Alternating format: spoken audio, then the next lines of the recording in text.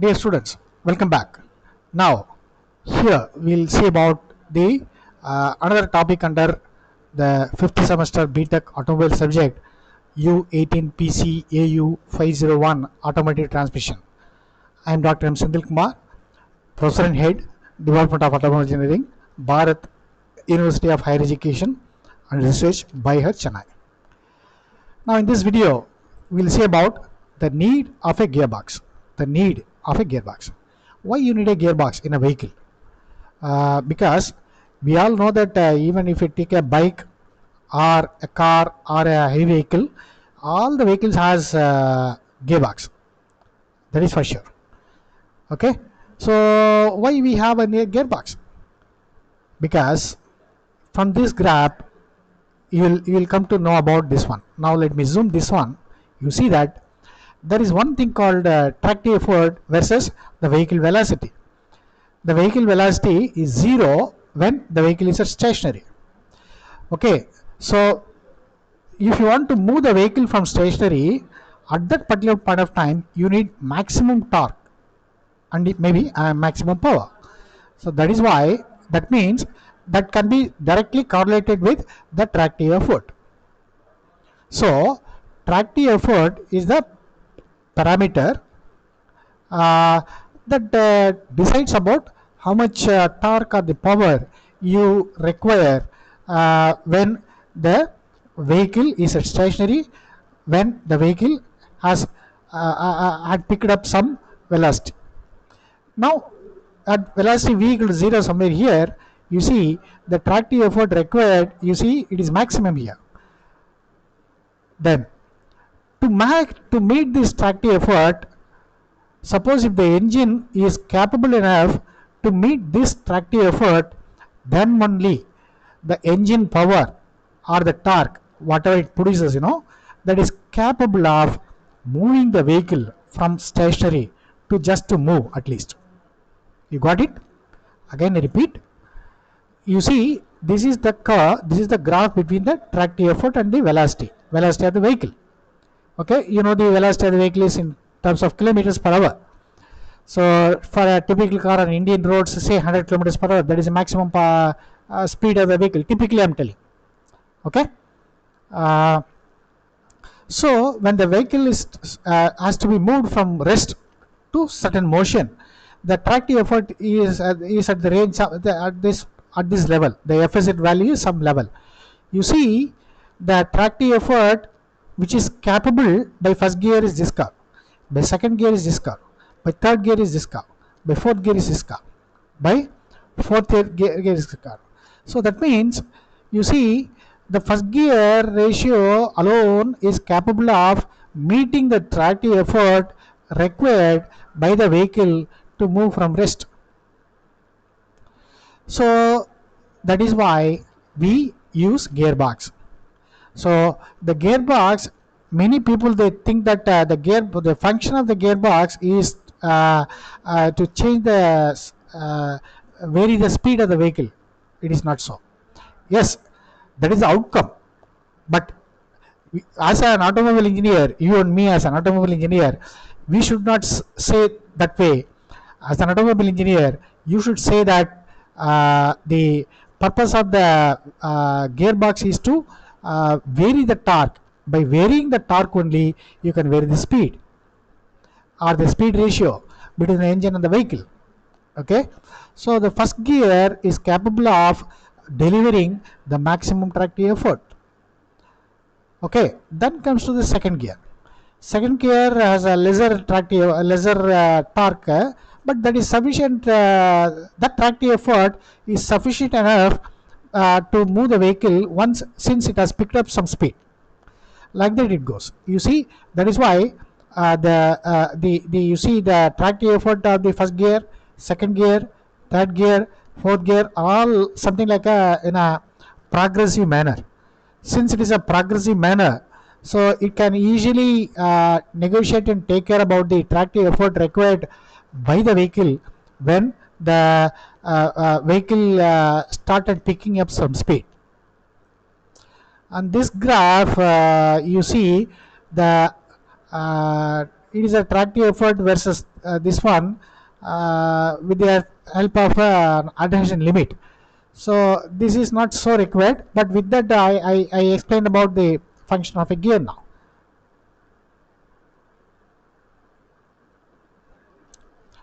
Now we'll see something more about gearbox. So gearbox varies the leverage, the speed ratio, hence the torque ratio. Actually, it should be other way. It is varying the torque ratio.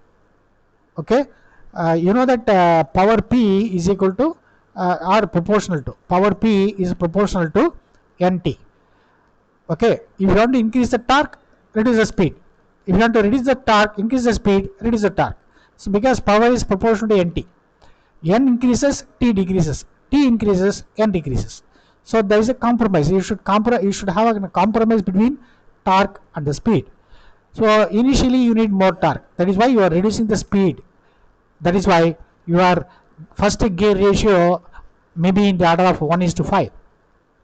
So engine say rotates at the speed of say 1000 rpm means first gear, the shaft immediately of the first gear ratio, it rotates at 1000 by 5 because the gear ratio is 1:5. So 1000 by 5 is nothing but 200 rpm only. Engine crankshaft rotates at 1000 rpm, whereas because of the 1:5 gear ratio in the first gear, the output shaft rotates at the speed of 200 rpm. So that is the logic. So thereby you are reducing the speed because since you reduce the speed, anyway the engine produces the same power P. So you reduce the speed, thereby torque is multiplied, torque is increased. You see now the function purpose of the gearbox. Okay. Then where it is located? The gearbox is located between the clutch and the propeller shaft. We already saw the diagram. Engine, clutch, gearbox, propeller shaft, final drive, differential, and the wheel. So the gearbox is located between the clutch and the propeller shaft. Generally, it is provided with either 4-speed or 5-speed, or even more than that also, depending upon the design, different models. Different models has typically all the cars, it has 5 gearbox, 1, 2, 3, 4, 5, and one reverse gear is almost standard and automatic. We generally won't. If I say it is a 5-speed gearbox means, for example, I am telling. Suppose if the car is a 5-speed, has a 5-speed gearbox, that means 5 forward speeds it has. The reverse gear, that is standard. This number doesn't include that reverse gear. The gear ratio is varied by the gear shift lever.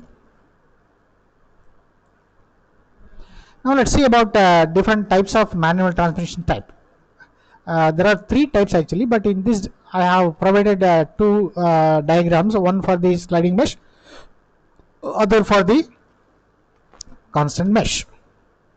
So the first one is the diagram for the sliding mesh. In that you see this is the input shaft. This shaft comes from the engine and clutch, because after clutch only the gearbox is there, So this is the clutch shaft, that is input shaft. Then this is called the lay shaft, LAY, lay shaft, and this is the output shaft. In that output shaft, the gear has internal spline. This output shaft has external splines, so that it can slide and it can rotate. So now as of this position now, the sliding gear is not in mesh, not engaged with this gear, lay shaft gear. That means it is in neutral position. If you engage the gear mesh with this one, lay shaft gear, then only power can be transmitted from input to the lay shaft and to the output shaft. But as per this, power is fed from input shaft, lay shaft is also rotating. But since these two are not connected, output shaft will not rotate because it is in neutral position. Then we see about the constant mesh gearbox. We'll be seeing these 2 things in detail with the some explanatory videos now. Let me explain first. The constant mesh gearbox, all the gears are in mesh. So this is the input shaft, the green is input shaft, red is the lathe shaft, the yellow is the output shaft. You see all the gears are engaged, but the power is transmitted through the dog clutch here. So this is called the what color it is actually, purple color, the purple color is a dog clutch. So dog clutch has internal spline, shaft has external splines. That means the blue gears which are on the output shaft, it will be freely rotating. The power is not transmitted through this blue gear to the output shaft. Power is transmitted through the blue gear. When the dog clutch engages with this blue gear, then only power flow is from engine, lathe shaft, this gear, blue gear, dog clutch, and from the dog clutch power is transmitted to the yellow output shaft. So this is the arrangement. This is the arrangement.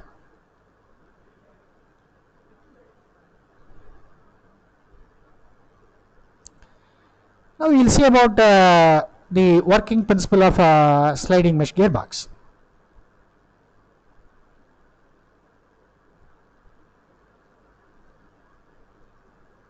So this is the clutch shaft.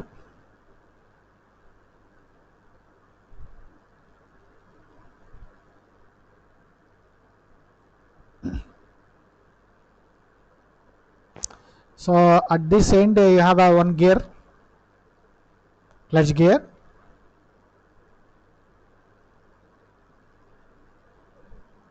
Then next is the here you will have a lathe shaft. This is the lathe shaft. It has number of gears.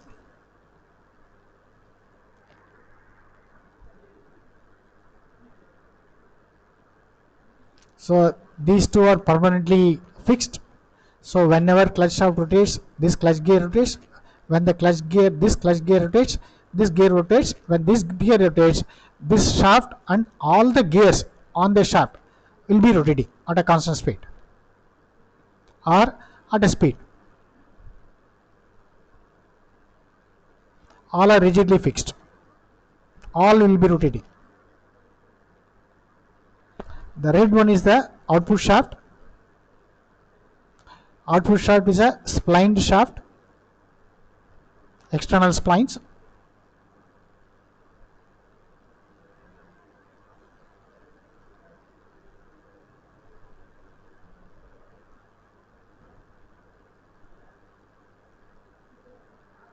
We can call it as output shaft or main shaft. It has splines.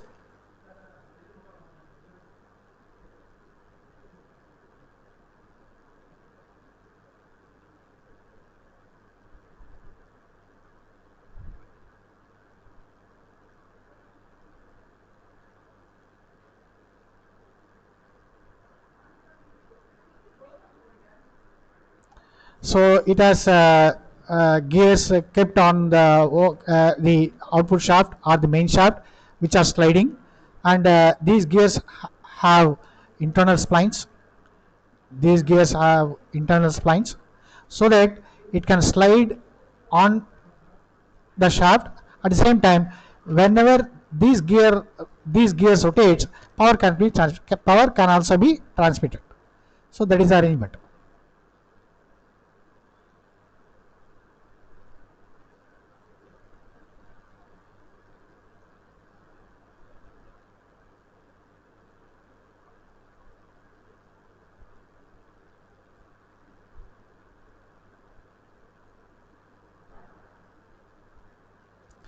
You see, the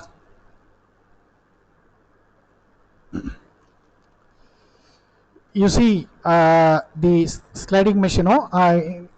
This sliding mesh. Sliding mesh gearbox has 1, 2, 3 gears on the main shaft. That means it is a 1, 2, 3, 4, 5 speed gearbox actually. That means this one you can engage this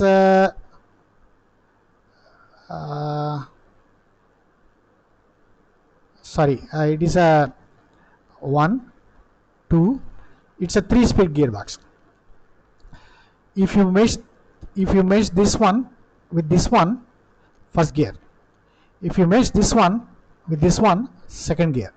If you mesh this one with this one, third gear, third and final gear. If you mesh this one again with the right hand side, if you move onto the idler gear, you'll get a reverse gear ratio. Okay, for these are the 1, 2, these two gears for the forward gear ratio, and this one is having a dog clutch arrangement. So these three things meant for the responsible for the forward gear ratio. This one, this sliding gear, if you move the right hand side, if you move the gear, this gear in the left hand side, you get a first gear ratio. If you move the gears, this gear towards right hand side, and if you mesh this with this idler gear, you will get a reverse gear. That is the idea. Okay, we will continue. So idler gear is very much required to reverse the vehicle movement direction.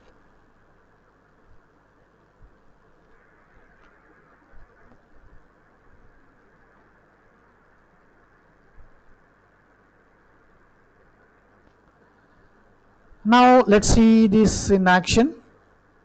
Now you see the vehicle engine rotates, all the layer shaft rotates. I think some kind of animation you will be seeing now.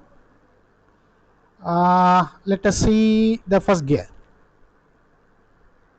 For the first gear, this gear on the main shaft, it should be moved and in mesh with this one. Let's see.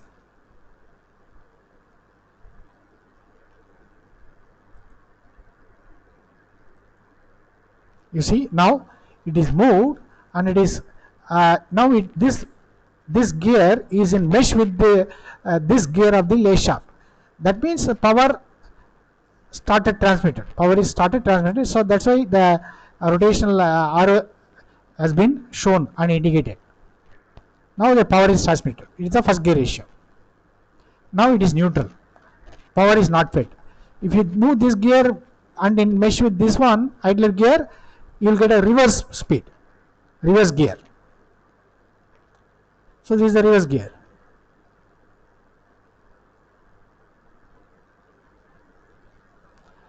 Keep this one in neutral.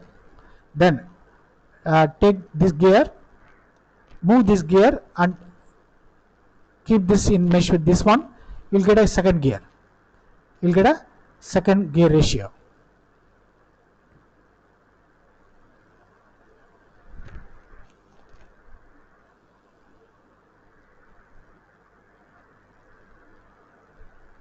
Now it is in neutral position. Then move this gear and have in direct mesh and direct connection with the input shaft straight away. That means the idler lay shaft is not having any role here. So that means you get a 1:1 speed ratio here. That is a top speed ratio. That is a top speed ratio. So like that, this is the functioning of a sliding mesh gearbox. So what I showed here, what is shown here is a 3-speed gearbox actually, because you see I didn't whether it is a 3-speed gearbox or a 4 or 5-speed gearbox, the reverse gear is must. Okay, we will not take that into account for the accounting purpose. So it's a 3-speed gearbox.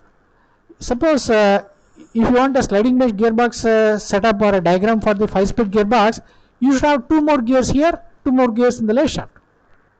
So that is the idea, that is the logic. You got it? Fine. Now we will see about constant mesh gearbox now. But before that, let me explain where the sliding mesh gearbox is used.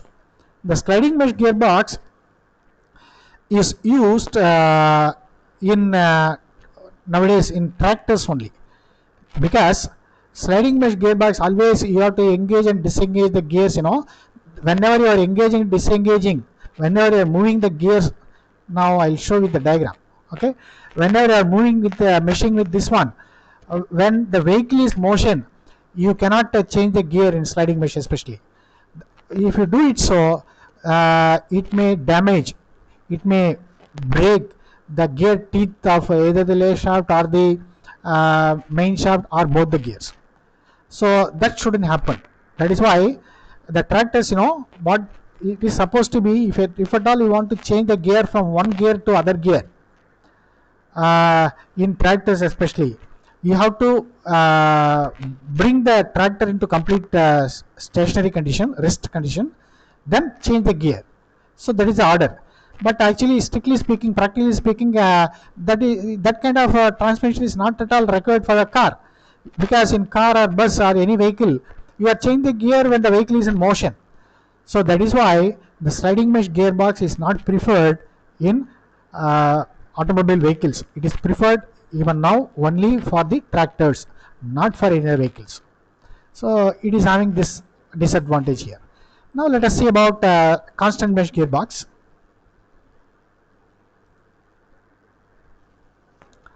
So here, this is what you see is the constant mesh gearbox. You see, the blue is the input shaft, the green is the output shaft or main shaft, the red or the orange is the lay shaft. So whenever the input shaft rotates, the blue gear rotates always. The blue dog clutch is also rotates always. The red orange shaft, all these red gears, all these red gears will be rotating always. That means you see this red gear is in mesh with this gear in the main shaft. This red gear in the left shaft is in mesh with this gear in the main shaft. This red gear mesh with this gear. That means all these green gears will be rotating, not only rotating, these three gears will be rotating at different speeds actually. All these red gears will be rotating at a constant speed, but all these three green gears will be rotating at different speeds actually. How come it is possible? It is possible. How it is there possible? Because you see, the gear size is different. This gear size is this red gear is a smaller one. This is a medium one. This is a larger one. So number of teeth or the gear teeth, based on the gear teeth, the gear ratio is different here. Altogether it is a different gear ratio here. Again a new different gear ratio here. That is why all these three green gears are rotating at different speeds. But luckily, all these green gears are freely rotating over this shaft. There is no rigid connection between the green gears with the main shaft or the output shaft. Then how the power is transmitted? The power is transmitted, power could be transmitted from this green gear to the red dog clutch. The red dog clutch has internal splines. At this portion alone, the shaft has external splines. The shaft has external splines in this region and in this region, not throughout. Because through that only, whenever, if suppose if the dog clutch rotates, then only the shaft can rotate. Now this dog clutch, now as of now, the dog clutch is in disengaged position here. The dog clutch is in disengaged position here. Now let us see this in action.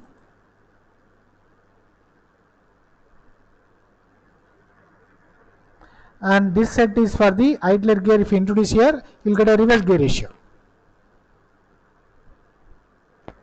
As of now, there are two dog clutches. Let me say one thing. One reverse gear. If you move this dog, the right hand side, first gear. Left hand side, second gear. Middle, neutral. This one. Now it is in middle. Neutral. If you move this way, third gear. If you move this way, fourth gear. So that means it's a four-speed gearbox.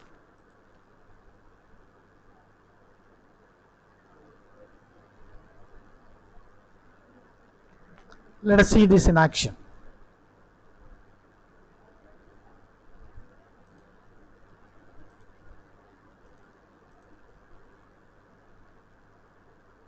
Now here I'll be moving this dog clutch towards right hand side.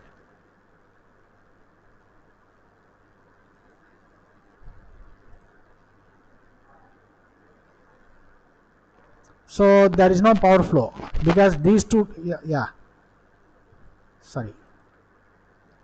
Now I think this is the first gear. Yes. Now you see I am moving. I am about to move this dog to engage with this gear. Now you see the power flow. The power flow is from this input shaft, lay shaft, this gear, through this dog, power is transmitted through this dog. Let me say this is dog 1, dog clutch 1, and this dog clutch 2. Through dog clutch 1, power is transmitted. So this is about first gear. For the second gear, you have to disengage. So bring this to neutral.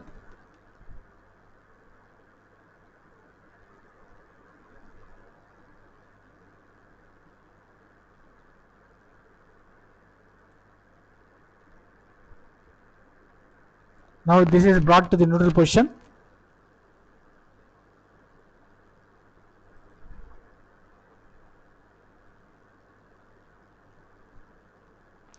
Now vehicle is in neutral. That is gear. The gear is in neutral position. Let's see about the second gear.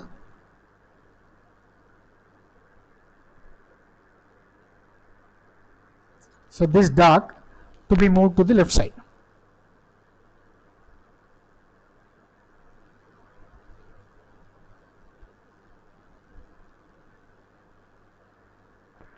To be moved to the left side. Yeah. Now you see that. Now this dog 2 is moved and is in mesh with this gear. That means the power flow is input, lay shaft, this gear of the lay shaft. From this gear, power is transmitted to this gear. From this gear, power is transmitted to the dog 2. Through dog 2, power is transmitted to the output shaft. This is the power flow. So second gear. That is what is mentioned here.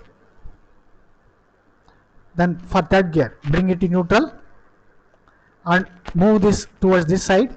So the power flow is input, lay shaft, this gear of the lay shaft, this gear in the main shaft, dog 2, through dog 2, power is transmitted.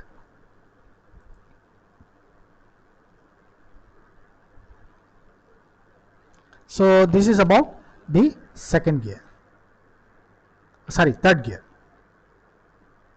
Now let's see about the fourth gear. This third gear, Now for the fourth gear, bring this to neutral, move the dog 1 to the left side and try to mesh this directly with the input shaft dog. Now dog 1 moved left hand side. Now the power flow is power is fed directly from this input shaft dog 1 directly to the output shaft. That means at this position lay shaft is not having any function here. Okay, lay shaft is not taking part in this. Lay shaft is not having any role here, especially in the fourth gear or top gear. Okay.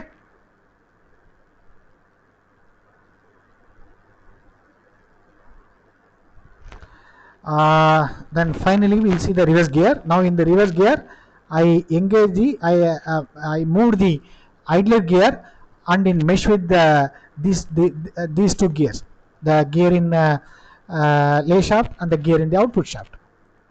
So the power flow. So the power flow is this way: main shaft, lay shaft, this gear of this lay shaft, idler gear, and this gear in the main shaft and to the output shaft. So this gear in the output shaft, it is rigidly connected with the output shaft. But these three green gears, 1, 2, 3. These three green gears are freely rotating, but this gear, in the main shaft or output shaft is rigidly connected with the shaft. That means if this rotates, definitely power is transmitted to the output shaft.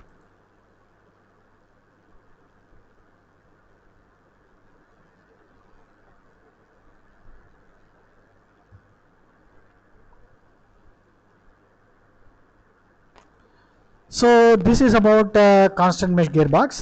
Then we will see one more thing about synchro mesh gearbox.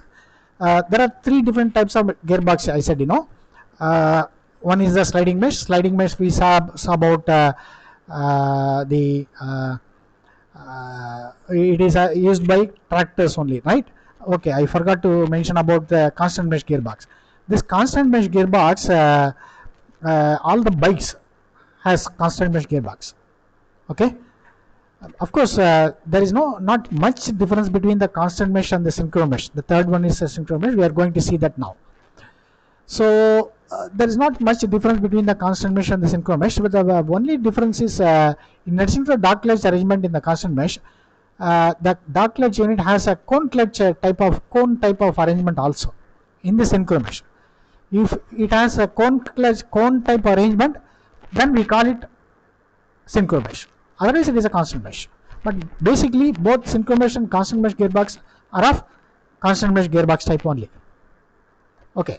Now we see about so constant mesh gearbox is used in two-wheelers. Cars has synchro mesh because we need extra comfort, extra smoothness, So that is why they use synchro mesh. You see, there is only one difference between the constant mesh and synchro mesh. Even in the constant mesh, synchro mesh also, 1, 2, 3. These three gears are freely rotating over the output shaft. Freely rotating over the output shaft. But this gear meant for the reverse gear, this alone is rigidly fixed with the output shaft. Now you see that this is the synchronizer. The synchronizer has dog teeth as well as a cone clutch type of arrangement. The logic is, suppose say, I think, yes, this is dog 1, this is dog 2. If you move the dog 1 to right side, gear ratio 1. Okay, first gear. For second gear, bring this to neutral. Move the dog 2 towards left hand side. Second gear. Third gear, bring dog 2 to neutral and move towards right. Third gear. Fourth gear, bring the dog 2 to the neutral and move the dog 1 towards left hand side. The top gear. Fourth gear. Reverse gear, these two should be neutral. Move the idler gear, you will get a reverse gear. So this is the logic. Okay, now we come to the synchronizer unit actually. How the synchronizer unit works. Whenever you are pushing, engaging this one, initially the cone, you see there is a cone type arrangement. The cone type arrangement engaging first. After that only the top and bottom unit will be in mesh with this type arrangement. So cone means it is not a positive transmission. There is a slip. But dog clutch unit, the male and female teeth it has. That means that has a positive transmission, absolutely no slip at all. So the synchro mesh is working this way. Initially the cone engages, means power being started transmitted, maybe with a slip. Okay, then after some time the dog unit is in mesh with the gear. So once the dog unit is in mesh with the gear, the transmission become positive. It's a positive transmission. So then you'll get the perfect transmission without any loss. Okay, we will see these things in action here also.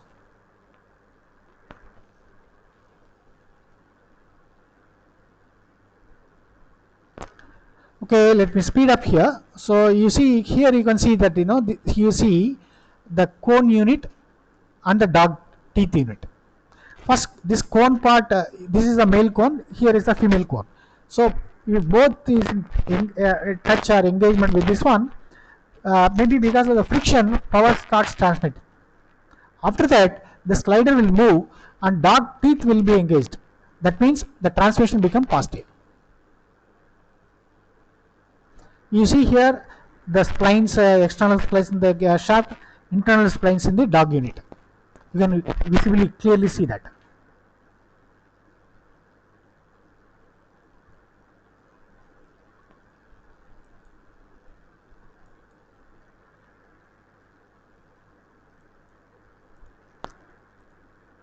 So the synchronizer explanation is given here. Okay, let us see this. It is in neutral now. That is why we put N here. Both the dots are neutral position, so no power transmission.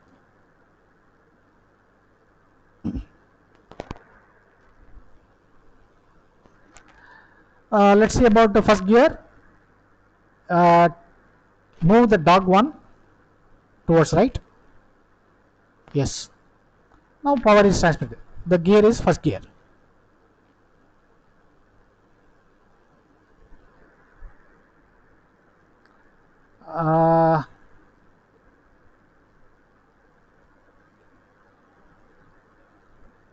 Then the second gear. Bring the dog one to neutral.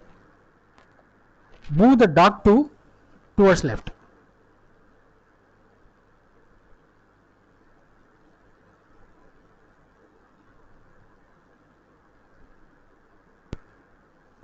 Now dog 1 moved to the left. Simultaneously dog 2 moved towards left. So it's a second gear. Second gear ratio. Power is transmitted.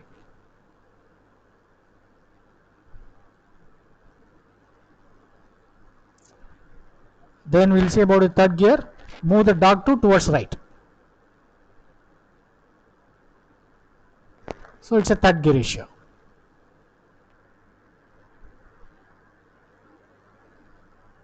For fourth gear, move the second gear to the neutral. Simultaneously move the first gear, first dog towards left. Now power is directly fed from the input shaft to the output shaft. So lay shaft is not having any role here, especially in the fourth gear or top gear. Now let's see about the rear gear. Bring this dog 1 to neutral. Move the idler and keep it in mesh with these two gears. So power is transmitted, but of course in the reverse direction.